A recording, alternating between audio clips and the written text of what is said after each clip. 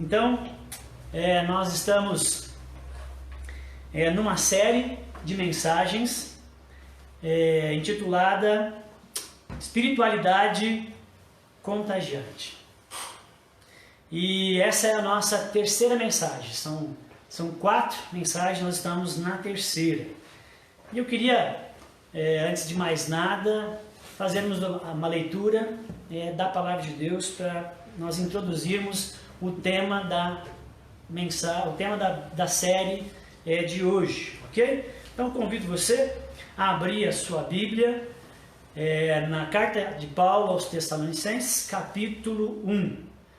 Nós já temos lido aqui, então a gente já leu reiteradas vezes nos cultos passados, do versículo 1 ao 10, é onde nós estamos desenvolvendo a série. Mas hoje nós vamos ficar com apenas alguns versículos. Você pode em casa ou depois fazer toda a leitura do 1 ao 10, onde nós estamos nos concentrando nessa série, tá bom? Mas agora nós vamos ler do 2 ao 4 e o 7 e o 8. Então convido você que está aí com a Bíblia aberta, com a Bíblia em mão, ou prestar atenção, se você estiver no notebook ou na TV, talvez você consiga ler ali na tela. Mas vamos lá, ok? Se não dá, escute então. 1 Tessalonicenses, capítulo 1, versículos 2 a 4, depois 7 e 8. Damos sempre graças a Deus por todos vós, mencionando-nos em nossas orações, e sem cessar recordando-nos diante do nosso Deus e Pai, da operosidade da vossa fé, da abnegação do vosso amor e da firmeza da esperança em nosso Senhor Jesus Cristo. Reconhecendo, irmãos, amados de Deus, a vossa eleição. Versículo 7. De sorte que vos tornastes um modelo para todos os crentes na Macedônia e na Caia, porque de vós repercutiu a palavra do Senhor não só na Macedônia e a Caia, mas também por toda parte se divulga a vossa fé para com Deus. Então, como eu estava falando aqui no início, essa é a terceira mensagem da série Espiritualidade Contagiante. Se você está chegando agora e essa é a primeira vez que você está ouvindo a mensagem a respeito da série, essa série de mensagens ela tem 2 propósitos. Ao mesmo tempo, eu quero estimular e desafiar você que está ouvindo essa série, para que nós tenhamos um relacionamento com Deus por meio de nosso Senhor Jesus Cristo, que seja tão apaixonante, tão vivo e significativo, que contagie as pessoas que nos conhecem e que estão à nossa volta, despertando nelas o desejo de ser e de ter o que eu e você temos em nossa vida. Assim como eram os nossos irmãos, os cristãos da jovem igreja de Tessalônica, que nós lemos agora o texto, igreja que foi plantada pelo apóstolo Paulo no ano aproximadamente 50 da era cristã. Então, veja o versículo 7 que eu acabei de ler. Ele diz que esses irmãos, eles tinham uma espiritualidade, um relacionamento com Deus, uma vida com Jesus Cristo, que era tão contagiante que eles se tornaram um modelo, um padrão a ser seguido por toda a Macedônia, por toda a Caia.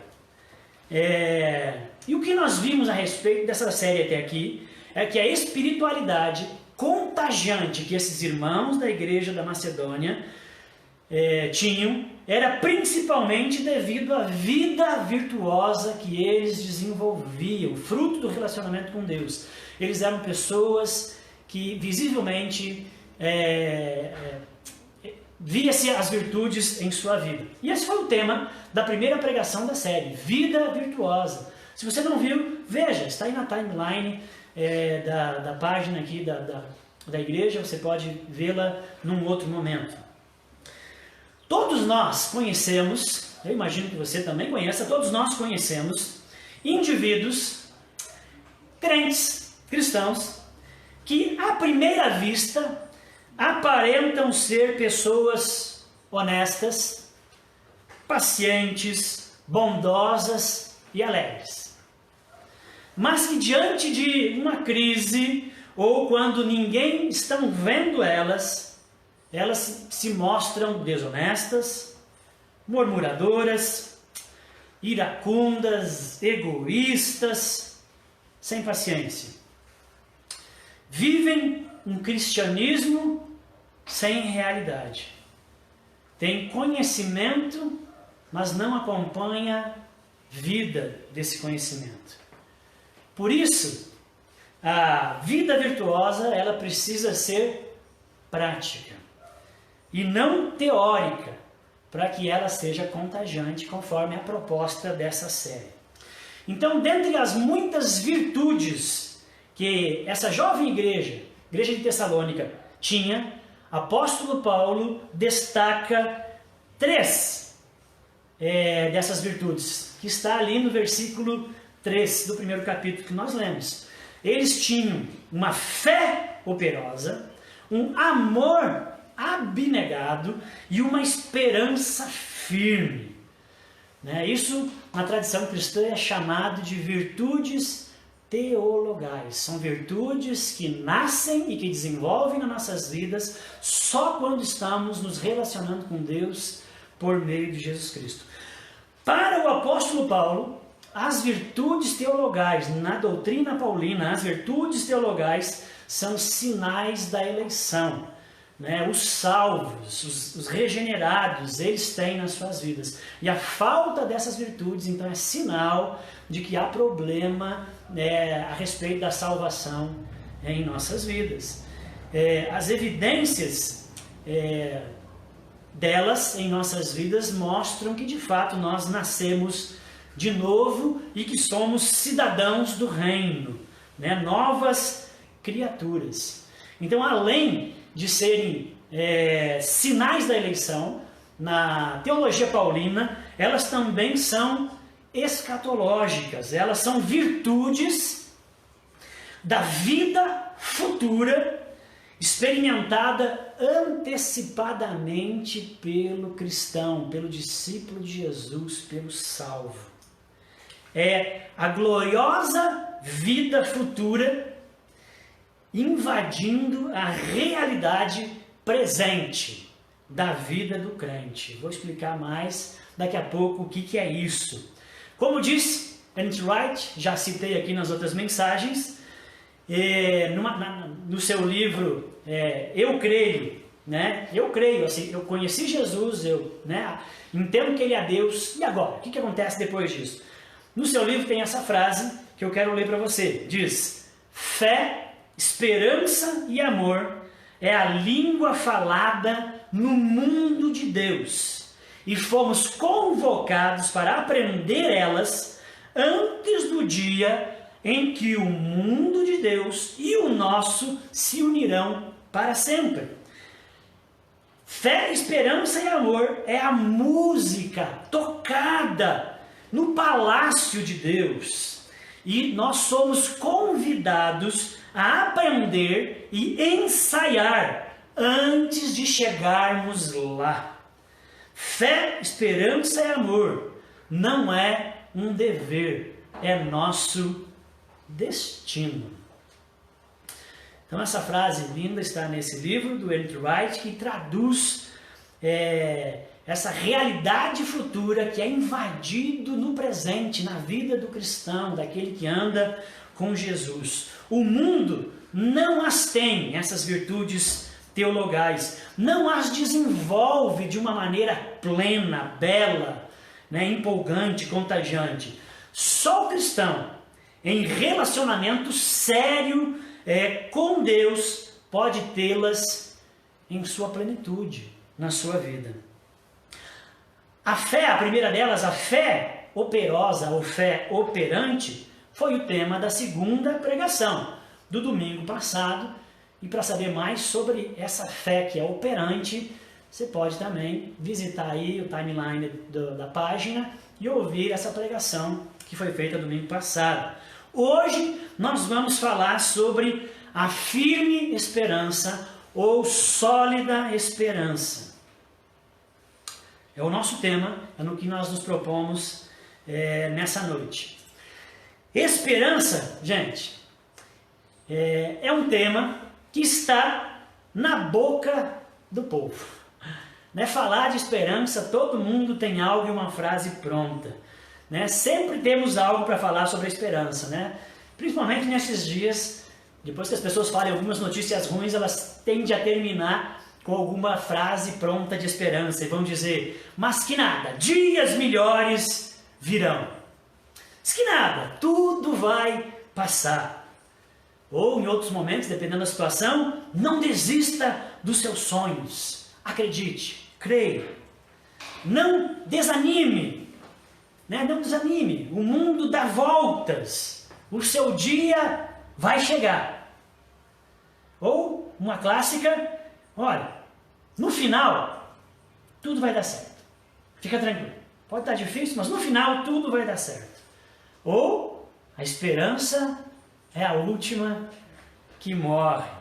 Então, falar de esperança, o sentimento da esperança, a frase sobre esperança, está na boca de todo mundo. Porque todos nós sabemos o quão importante é ter esperança.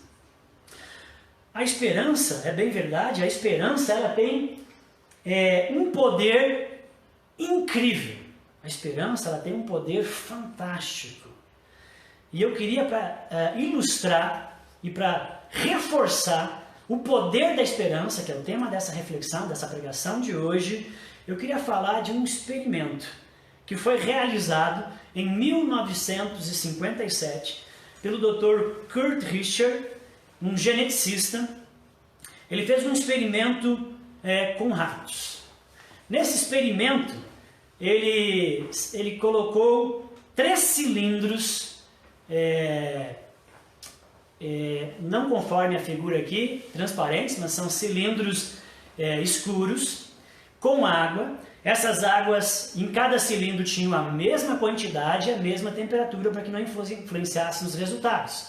Água suficiente para que o ratinho que ele colocasse ali dentro não colocasse os pés no chão e também não conseguisse sair do recipiente. Então ele fez isso com 3 recipientes. No primeiro recipiente, no primeiro cilindro, ele colocou rato ou ratos na experiência, né, selvagens. Não ratos de laboratório, ratos capturados da natureza, selvagens. E por isso estressados, ariscos, agressivos e até depressivos, por ter toda essa situação de pressão e de agressão com eles. Ele colocou esses ratos num cilindro. E eles precisavam, então, lutar pela vida. O que ele observou é que esses ratos caíram na água como pedra. Eles morreram em segundos, não lutaram. No segundo cilindro ele colocou ratos agora de laboratório, não selvagens, não da natureza, ratos de laboratório, ratos tranquilos. Ratos quer dizer, na concepção de quem lida com ratos, né? Porque alguns não acham nunca que rato seja tranquilo. Mas esses ratos eram ratos tranquilos, ratos de manipular, ratos que não são agressivos, ratos normais. Esses ratos colocados no recipiente, ele observou que eles nadavam em média 15 minutos. O primeiro era segundos. O segundo grupo era 15 minutos e na média, depois de 15 minutos, então eles se entregavam e morriam.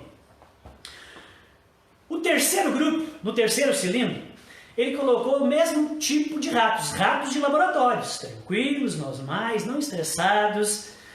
E após a média de 15 minutos que eles nadavam, conforme o segundo grupo, antes que eles se entregassem, ele tirava esses ratinhos do cilindro, secava eles e deixava eles descansarem por um tempo.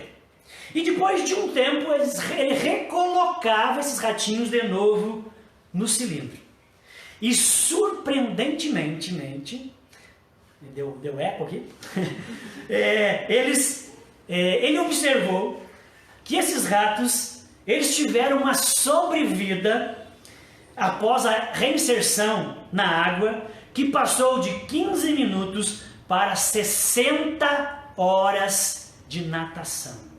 Nada mais do que 24.000% a mais do que o segundo grupo. O que é isso?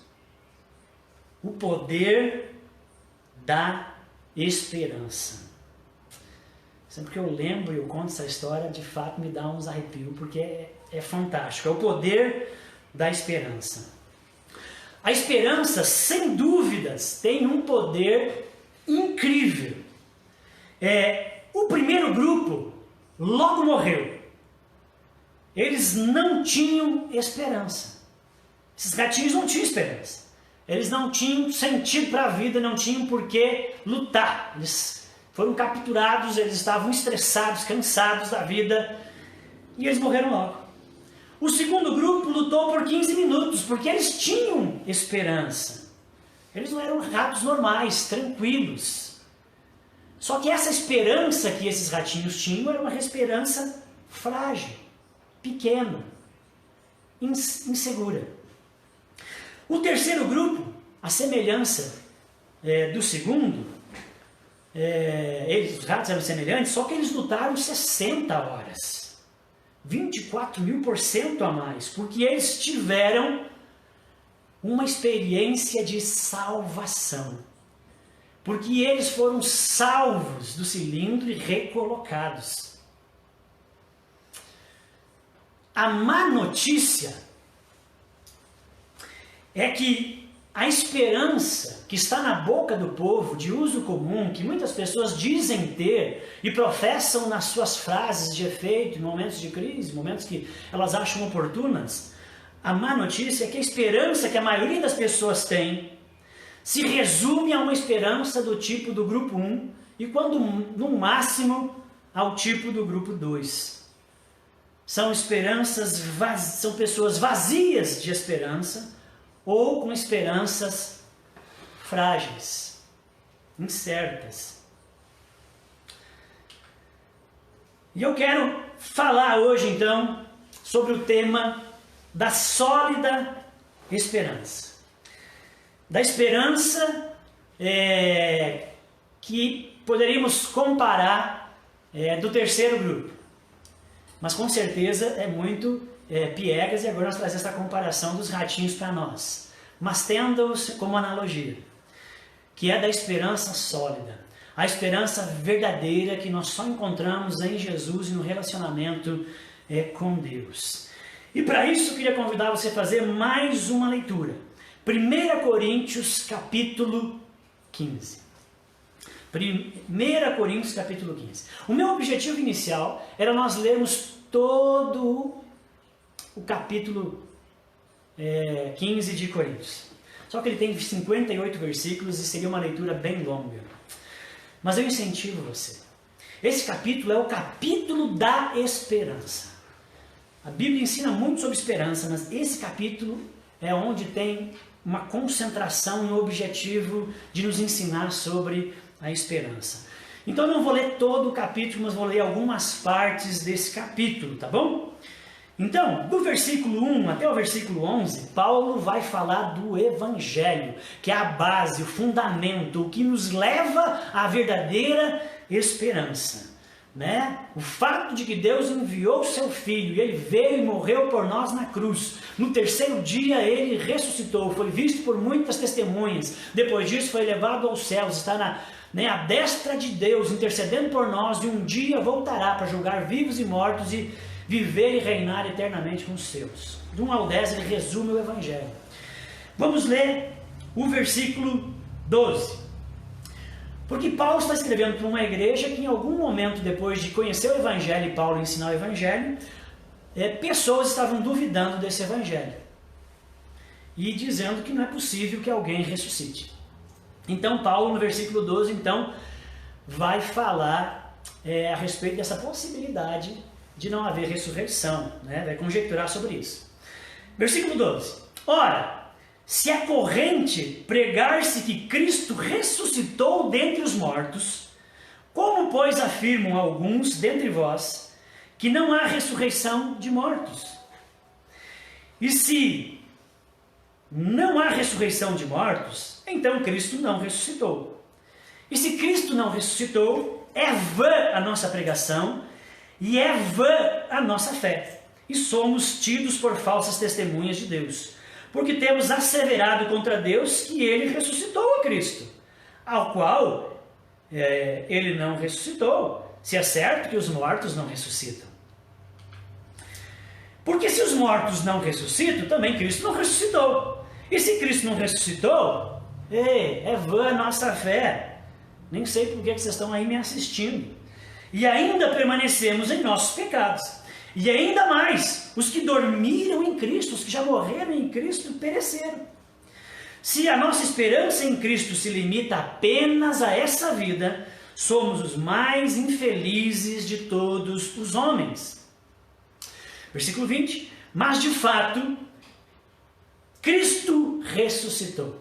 Então ele conjecturou o fato de que se Cristo não tivesse ressuscitado. Agora está dizendo, gente, Cristo ressuscitou sim, dentre os mortos, sendo ele as primícias dos que dormem. Visto que a morte veio por um homem, também por um homem veio a ressurreição dos mortos. Porque assim como em Adão todos morreram, assim também todos serão vivificados em Cristo. Cada um, porém, por sua própria ordem. Cristo virá. 24. É isso, né?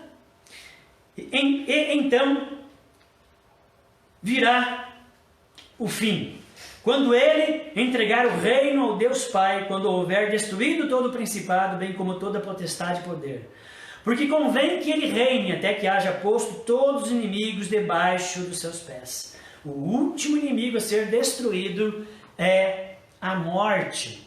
Então agora ele vai seguir ainda no capítulo, falando do que significa ele ter vencido a morte, a sua morte na cruz, está sentado diante de Deus, o seu reino, a sua posição de glória. E aí os insensatos que não acreditam em ressurreição vão perguntar, tá, mas como assim? Como que pode ressuscitar? Que corpo que ele vai ter se aquele corpo já era? Então ele chama de insensatos no versículo 36 e continua. Até no final ele mostrar o quão importante, quão central é a ressurreição. Aí ele vai dizer no versículo 32, se não me engano, mas se ele não ressuscitou, eu fui entregue às feras, eu apanhei, eu passei perseguições e dificuldades, eu fiz tudo isso porque eu sei que Jesus ressuscitou. Então por que eu sofri? Por que tudo isso? A explicação e a minha motivação de viver a vida cristã e o dia a dia, a minha esperança é a ressurreição.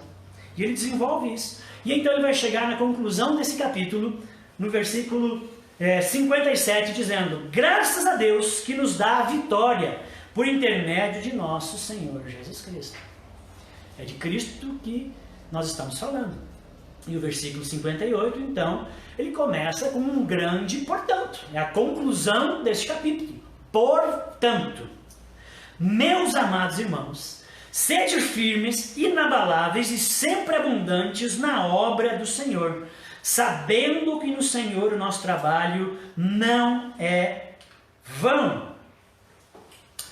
Irmãos, então como eu falei, a Bíblia ensina muito sobre a esperança, especialmente 1 Coríntios capítulo 15. Aqui é o maior tratado bíblico sobre a esperança cristã.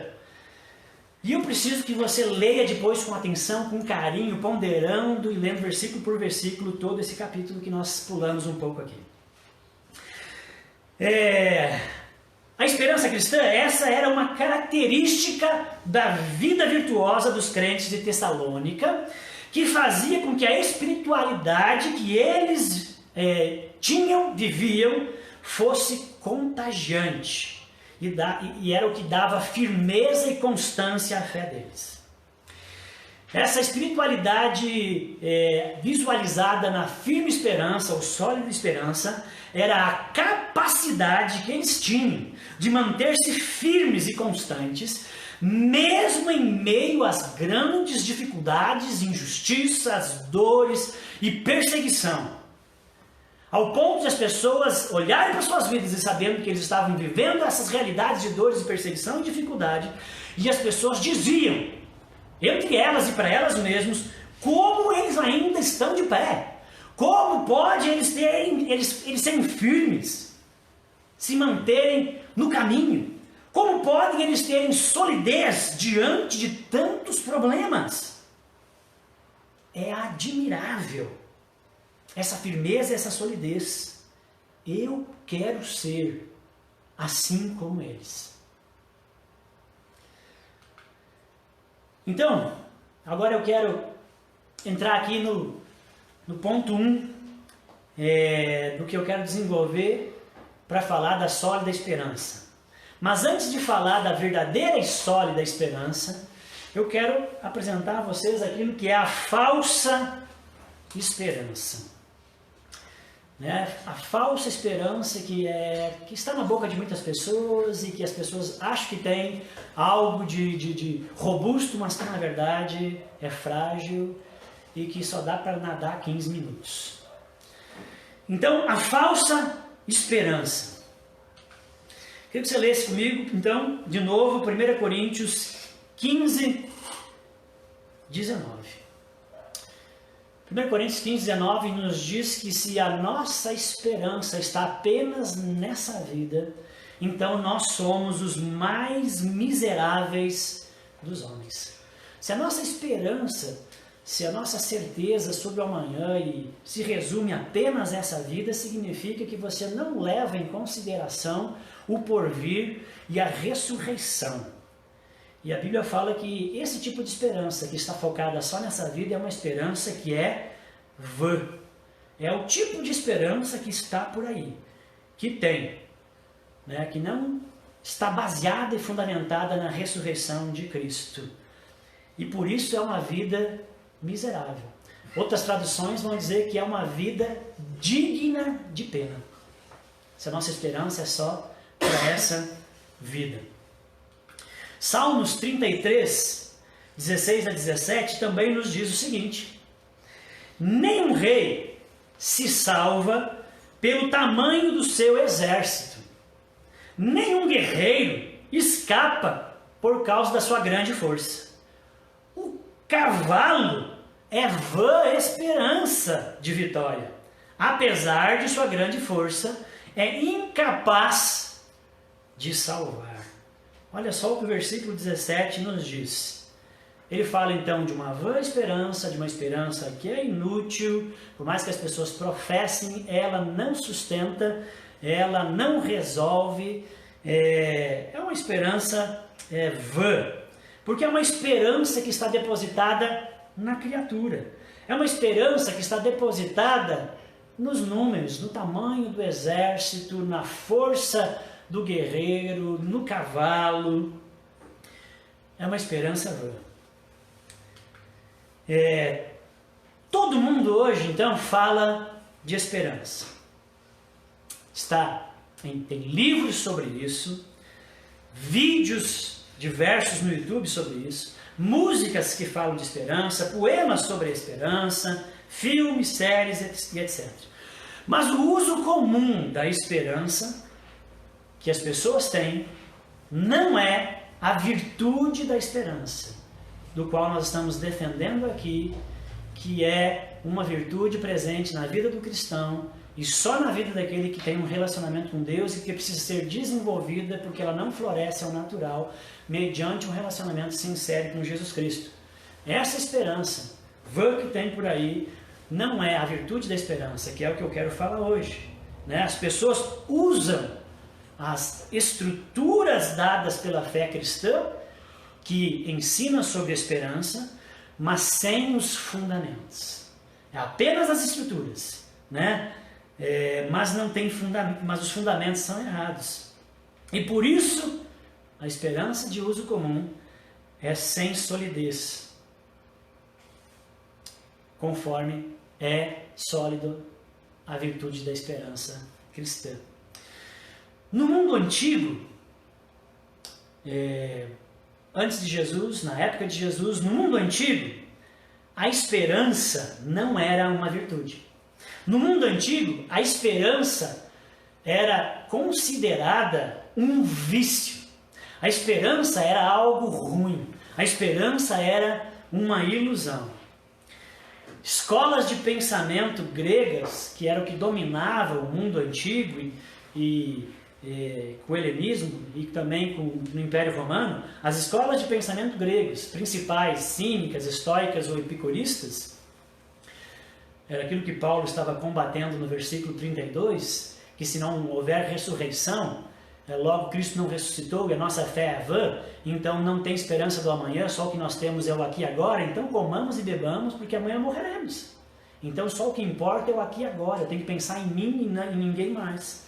Paulo estava combatendo aqui as ideias das escolas gregas vigentes, né, que não acreditavam que a esperança era uma qualidade, mas que a esperança era um vício.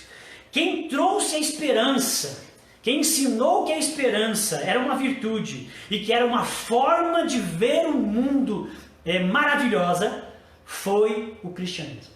Sem o cristianismo não existiria a esperança. Graças à fé cristã, ela faz parte da vida.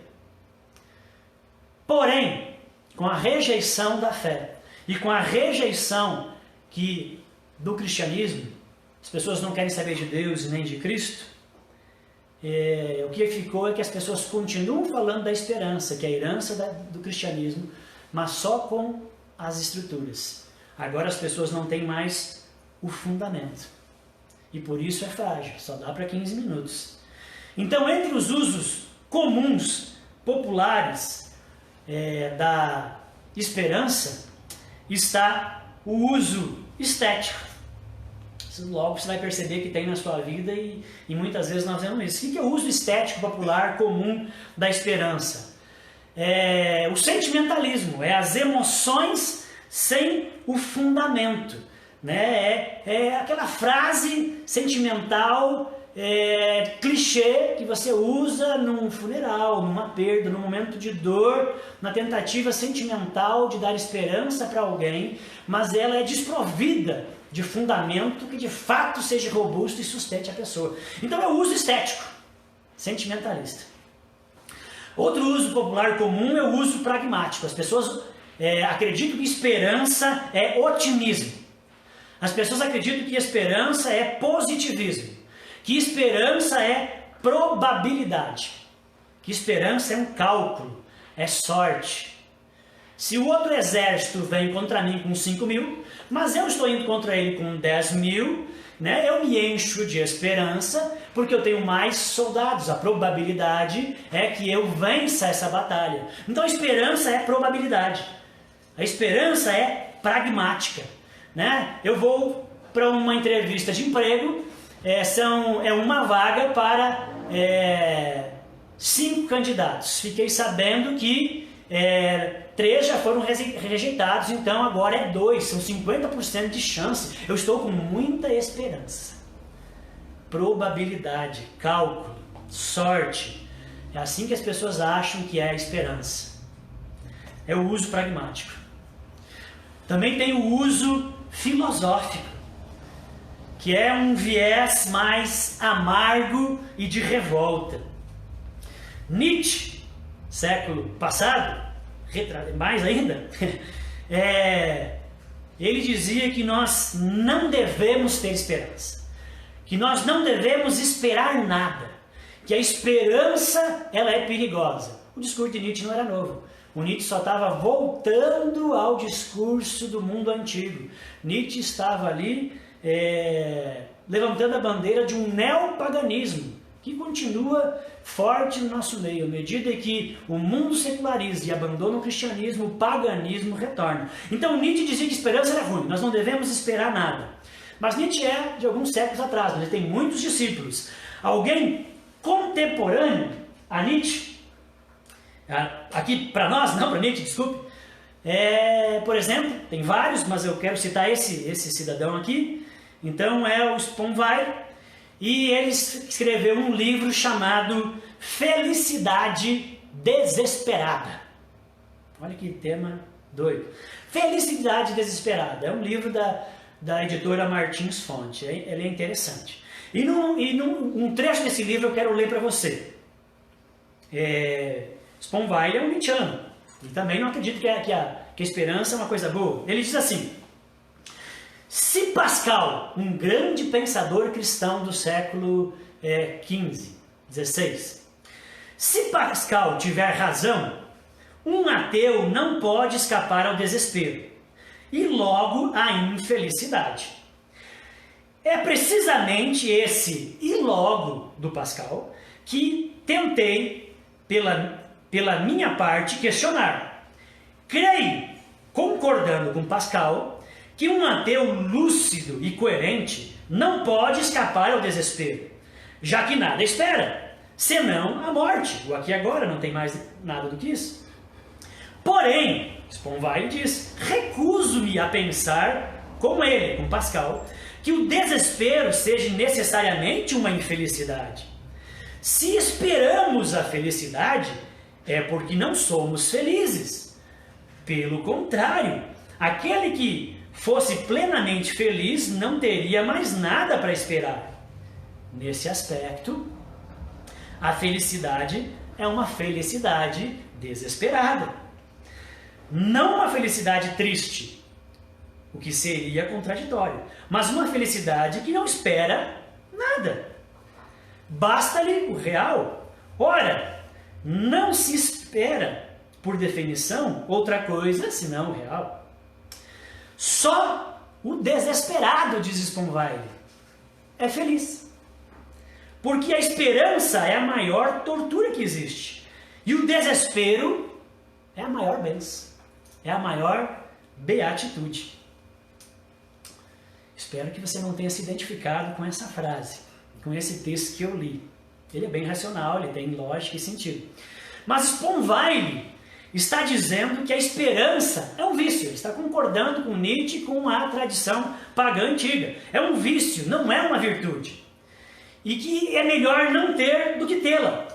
Ela é uma ilusão e, portanto, é perigosa. Irmãos, é razoável e aceitável que um não cristão, um ateu como Sponville, consiga somente esses níveis de esperança e de felicidade. Sentimentalista, pragmática e filosófica. Pois a sólida esperança que o cristianismo apresentou à sociedade precisa de Deus para existir e para florescer. Ela não é comprada no mercado, ela não passa, irmãos, por Bluetooth, não dá para fazer download e não é encontrada nos livros que tem por aí de romance, nos livros seculares. Não tem nos filmes nem nas séries da TV.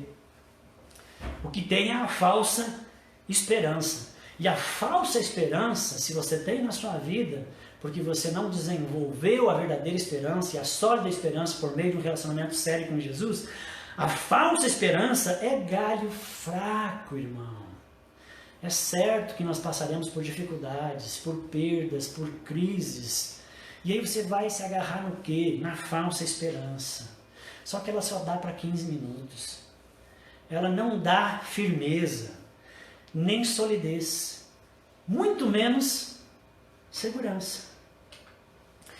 O que dá firmeza, solidez e segurança é a sólida esperança, ou a firme esperança que os irmãos de Tessalônica tinham, e por isso as pessoas queriam o que eles não tinham. Queriam saber como ter. E por isso que era contagiante. E quando queriam saber, eles diziam, é Jesus. É o relacionamento com Deus. A sólida esperança é a capacidade de se manter constante, de perseverante e estável na vida, mesmo diante de crises, como nós estamos passando. E que aí vai embolando uma crise na outra. Né? Mesmo diante de perdas, mesmo diante de ameaças e de dores, nós nos mantemos firmes e constantes na nossa jornada e na nossa caminhada. Irmãos, você não vai conseguir ler ali embaixo, né? Porque está em azul e não foi uma cor bom escolhida. A sólida esperança te faz ficar firme diante das dificuldades. Mas isso aí tem muita pessoa sem Jesus que tem. Tem, mas o resultado é que elas se tornam cínicas. A firme e sólida esperança em Jesus Cristo, nós passamos pelas dificuldades, nos mantemos firmes sem azedar, sem amargurar, sem se tornar cínico, tóxico com as maldades e problemas da vida. Só se adquire a sólida esperança e se desenvolve se você for um seguidor de Jesus Cristo. Não tem Bluetooth, não tem download.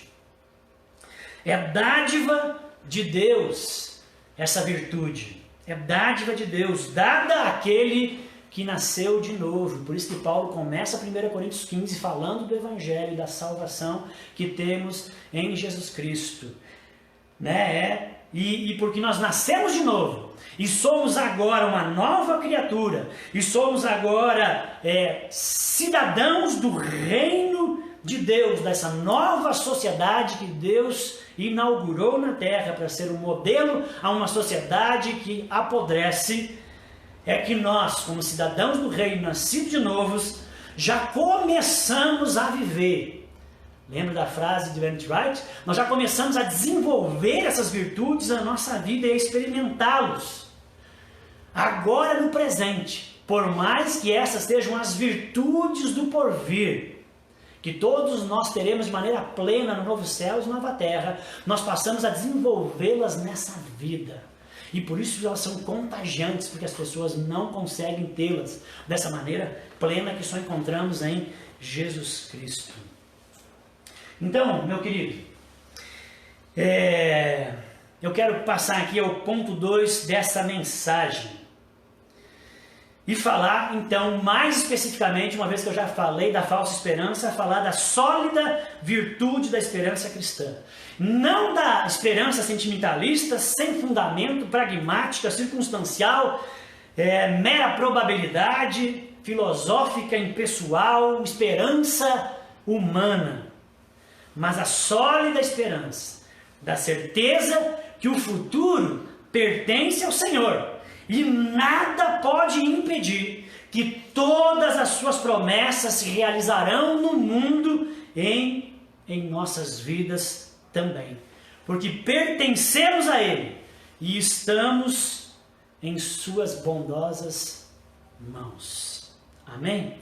Eu quero aqui desenvolver 3 ainda fatores dentro da sólida esperança. Primeiro, eu quero falar a respeito de algumas perspectivas sobre essa sólida esperança. A primeira é a perspectiva da esperança no Velho Testamento. No Velho Testamento, a esperança, ela fundamentava-se no caráter de Deus e na sua providência.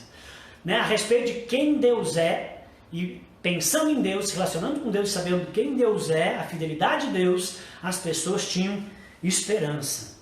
O Deus que foi fiel a Abraão, a Isaac e Jacó no passado, certamente, por causa do seu caráter, continuará sendo fiel em suas promessas também no presente e no futuro.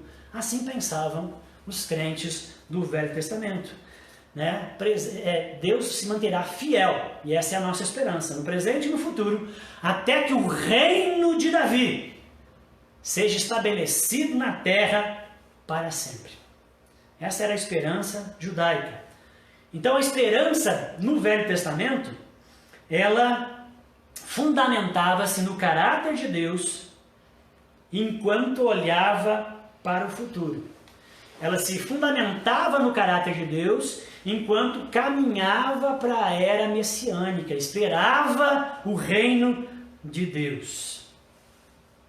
A esperança no Novo Testamento, a esperança cristã, o upgrade da esperança judaica, a esperança no Novo Testamento inclui a base da confiança no caráter de Deus, por isso que ela precisa do relacionamento com Deus. Então, inclui a confiança do caráter de Deus, que é fiel para cumprir as suas promessas, mas além da confiança no caráter de Deus, a esperança cristã, ela está solidamente fundamentada na salvação.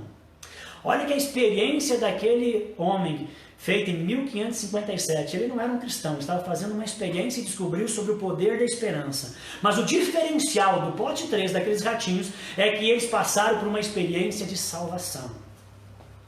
Então, a esperança cristã fundamenta-se no caráter de Deus, mas também está solidamente fundamentada na salvação que nos foi dada em Deus Pai, realizada por Jesus Cristo e que nós experimentamos todos os dias através do Espírito Santo.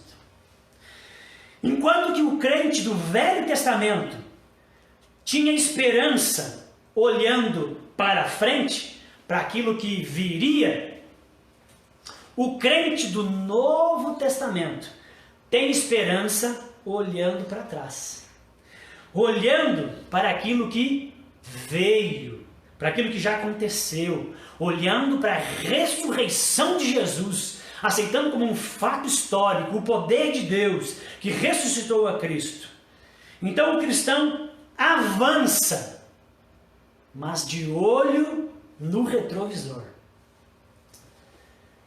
A esperança sem Deus, outra perspectiva, a esperança sem Deus, que é a esperança de uso comum, que é a esperança humana, é uma esperança que é baseado na ausência, conforme foi o discurso de Spongeweill de Nietzsche. É sim uma experiência, é uma esperança baseada na ausência. Você espera ter o que não tem. Você espera aquilo que te falta.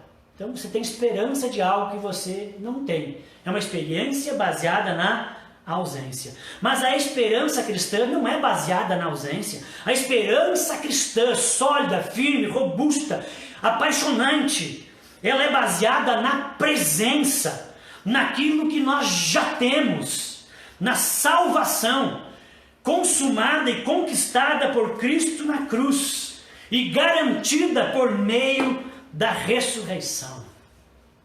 Isso nos garante futuro certo e maravilhoso. A esperança cristã é a certeza de um futuro concreto. Não é abstrato, porque não é possibilidade, não é sorte, não é acaso. É a certeza de um futuro concreto. Por quê? Porque nós já temos. Porque esse futuro, de alguma maneira, já é realidade. Não é possibilidade. Não é probabilidade, não é estatística, não é sorte. Ou um vago sentimento de que de algum modo as coisas vão terminar bem. Não, queridos. Então, com isso, eu quero falar para você do fundamento da sólida esperança que aqueles crentes tinham e que fazia deles serem contagiantes na sua espiritualidade.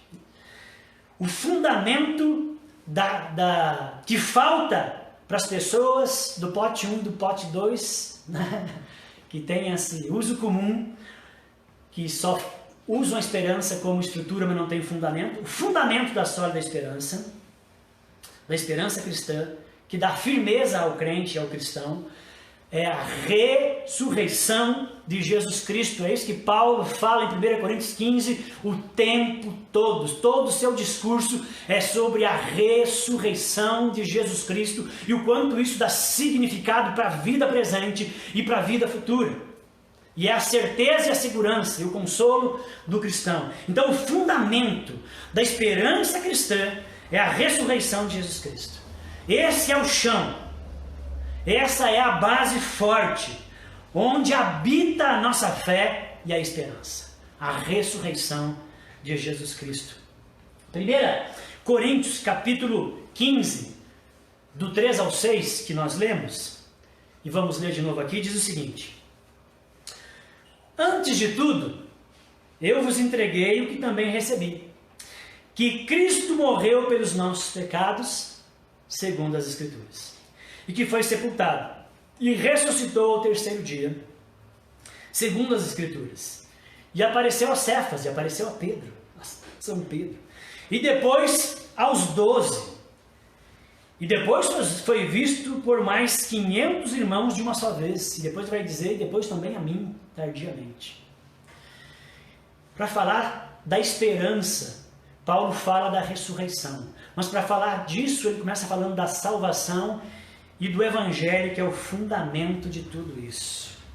Então o fundamento da esperança é a ressurreição.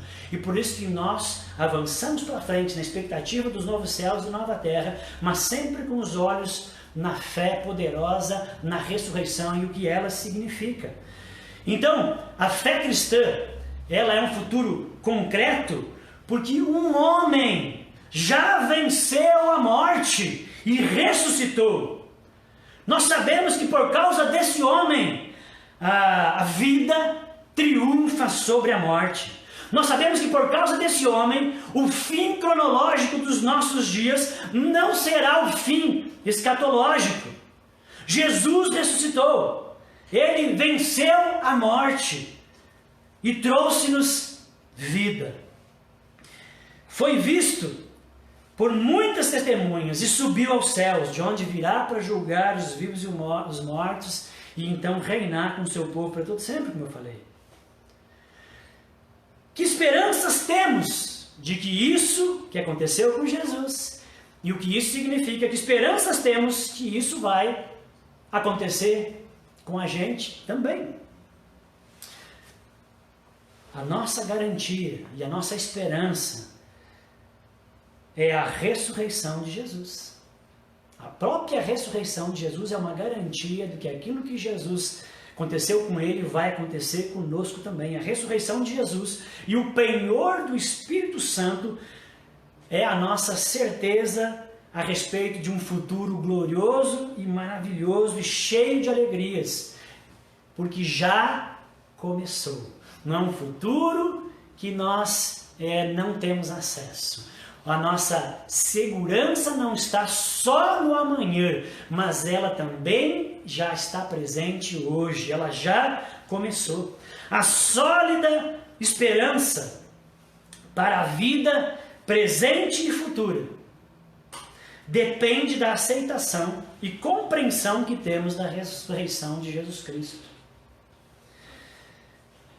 No mesmo capítulo, então, também no versículo 19, nos diz que se a nossa esperança está só para essa vida, ou seja, a ressurreição não é importante para nós, é o tipo de esperança de uso comum, nós seremos os mais miseráveis, nossa vida será digna de pena. Nos resta apenas, se a ressurreição não é a base e o fundamento da nossa esperança, e se você não busca compreender, estudar e aprender isso, resta-nos apenas a esperança de uso comum, que vai nos levar no máximo a uma vida materialista e hedonista. Comamos e bebamos que amanhã morreremos. E o que é essa vida materialista e egoísta da esperança do uso comum? É uma vida pura, de puro egoísmo, de puro individualismo. Porque se não tem um amanhã, então não há sentido à moralidade. Eu vou viver o que eu quero e fazer o que eu quero e pensar só na minha vida e o resto que se exploda. Então o que nos resta, pela falta do fundamento correto, é o materialismo e o hedonismo, criticado por Paulo no versículo 32. Então, sem a ressurreição, a nossa vida será uma vida digna de pena. Irmãos, a ressurreição está então intimamente ligada à esperança cristã, mas não uma esperança escapista, que quer só se livrar do mal, que quer que acabe o sofrimento, vem logo Jesus, não aguento mais. Mas é uma viva esperança. 1 Pedro, capítulo 1:3, diz que bendito seja o Deus e Pai de nosso Senhor Jesus Cristo, que segundo a sua grande misericórdia nos regenerou para uma viva esperança, pela ressurreição de Jesus Cristo dentre os mortos. A esperança que nós temos, sólida e robusta, ela é uma esperança viva, porque a segurança do futuro, do que aconteceu com Jesus, que vai acontecer conosco, que nos está garantido no futuro, tem reflexos no presente. A ressurreição de Jesus é a garantia de que o reino de Deus chegou. Não é utopia, não é mito, não é história para boi dormir. Na crença judaica, e a gente pode ver isso, por exemplo, entre muitos exemplos na Bíblia, na narrativa da morte de Lázaro, quando Maria e Marta se encontram com Jesus, depois que Jesus tarda para chegar, as duas têm a mesma discussão, Senhor, se o Senhor tivesse vindo antes, nosso irmão não teria morrido. Jesus, João 11:25 diz, quem crê em mim, ainda que morra, viverá, eu sou a ressurreição e a vida. E elas dizem, sim, eu sei que o nosso irmão vai ressurgir no último dia. Então, na crença judaica, A ressurreição só acontece quando tudo terminar. A ressurreição é coisa para o último dia, para o fim da história. Mas o cristianismo, diferente da crença incompleta do judaísmo, o cristianismo nesse momento introduz algo novo. Jesus, o Messias, ressuscitou corporalmente no meio da história, não no fim da história, não nos últimos dias. Não foi a ressurreição final. E o Pentecostes, que é o derramamento do Espírito, que segundo Joel é uma promessa para os últimos dias, aconteceu também no meio da história, segundo Atos capítulo 2. Ou seja, Deus inaugurou na história, no meio da história, aquilo que Ele iria fazer no fim. Ou seja, o futuro de Deus invade o presente. Esse é o fundamento da esperança cristã que acredita na ressurreição. É por isso que a esperança cristã afeta tanto o dia a dia do cristão.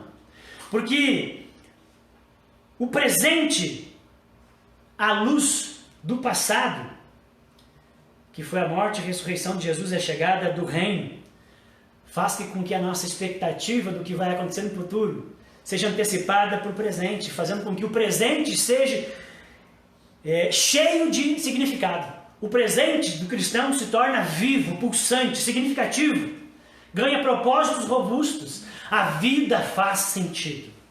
Porque temos a certeza de que aquilo que nós fazemos hoje repercute e tem reflexos na eternidade.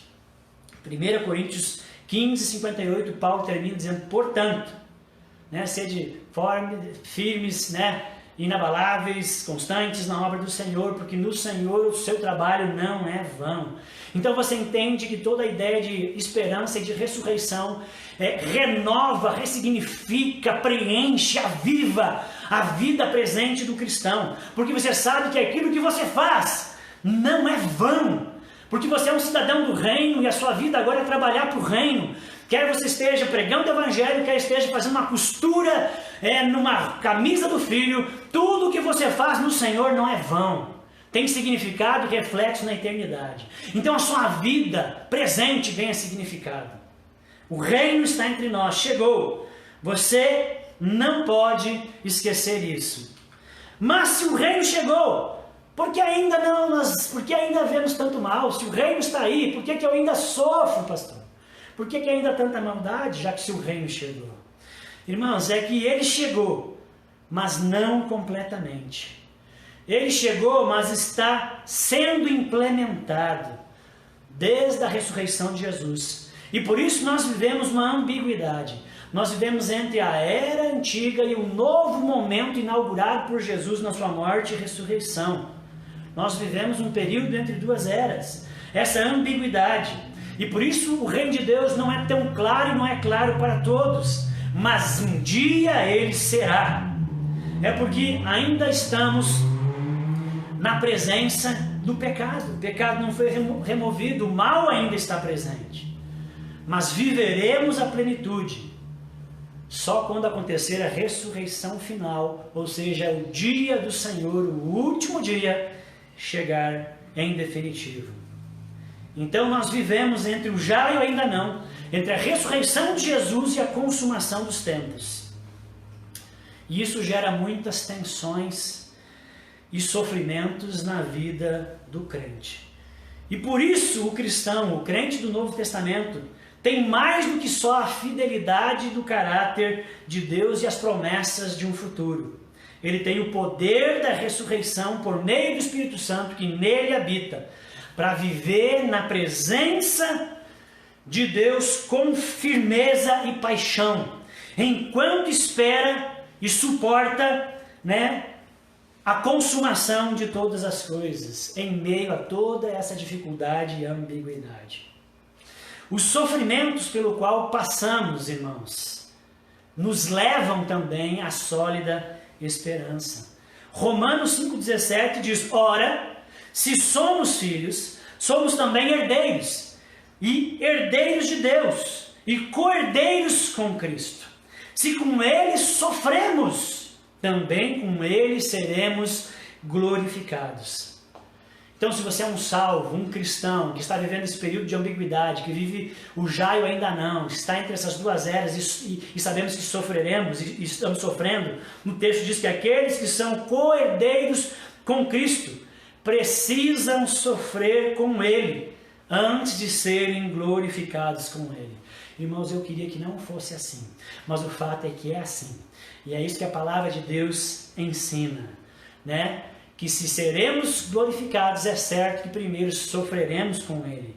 E o fato de estarmos sofrendo por amor a Cristo e com Cristo, isso é uma evidência de que, e uma garantia de que com Ele também seremos glorificados. Bem-aventurados sois quando por minha causa passares por várias tribulações. Então, se você está em dificuldade e sofrimento, saiba que por causa que você sofre por amor a Cristo, se mantém firme e constante.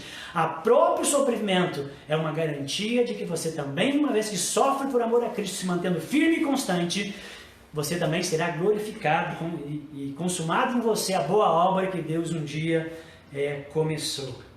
Amém? E terminando a nossa mensagem, o último ponto, nos arrastamos um pouco, mas eu sei que Deus está falando contigo, está te abençoando. O terceiro ponto aqui: quais são os efeitos práticos da sólida e firme esperança presente na vida virtuosa de um cristão que tem relacionamento sério com Jesus? Quais são os efeitos práticos? Então, número 1, primeiro, a esperança cristã então vai nos dar firmeza e solidez na caminhada. É a certeza de que se hoje você está com Jesus, amanhã você vai continuar com Jesus. Mesmo que chova canivete, você continua firme, porque você sabe que o seu futuro está nesse caminho.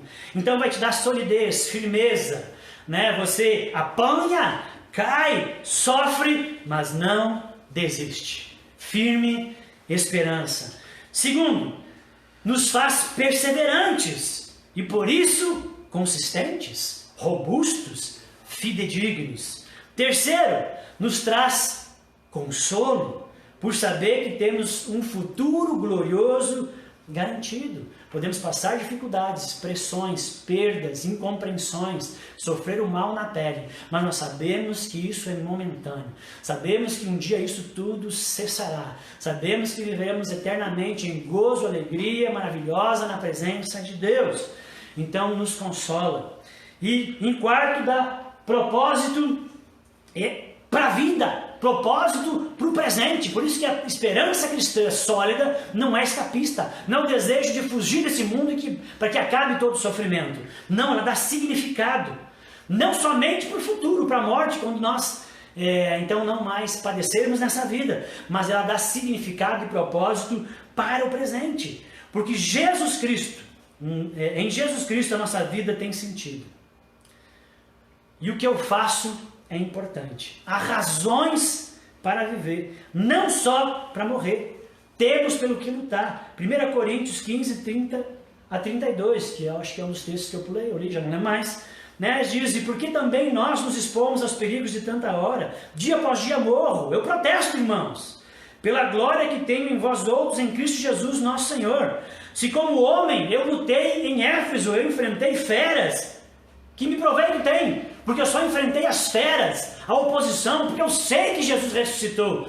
Isso é realidade, isso afeta o meu presente. Se os mortos não ressuscitam, comamos e bebamos, que amanhã morreremos. Mas porque Jesus ressuscitou, eu sei que o reino futuro já chegou. E o futuro tem sentido, significado, é robusto, e eu sou cidadão desse reino e trabalho para ele. 1 Coríntios 15, 58, portanto, meus amados irmãos, sede firmes, inabaláveis e sempre abundantes na obra do Senhor, sabendo que no Senhor o seu trabalho não é vão. Sede firmes, constantes, características da esperança. Amém? E último aqui, efeito prático que eu quero deixar para vocês, é a humanidade.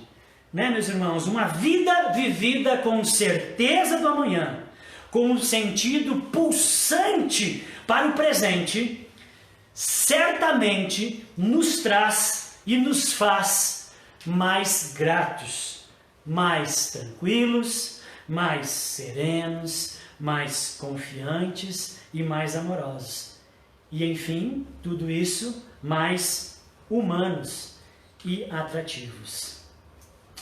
Queria então convidar você a orar a respeito disso que você pacientemente ouviu nessa noite. Queria que você curvasse os seus olhos e pedisse para Deus: Deus, faz-me igual aos crentes de Tessalônica. Eu quero ter essa esperança robusta. Me ensina, me conduz, me faz ser padrão, me faz me manter firme e forte mesmo diante da injustiça, do caos, das dificuldades. Deus, dá-me essa virtude. Eu quero não nadar 15 minutos. Eu quero ter 24.000% a mais de luta, de perseverança, de constância, por causa da viva esperança na ressurreição de Jesus Cristo, que ressignificou a minha vida e o meu presente. Vamos orar. Senhor meu Deus, ouvimos hoje aqui uma mensagem poderosa do Senhor. Nessa mensagem não é minha, porque se fosse de mim, seria apenas a esperança popular.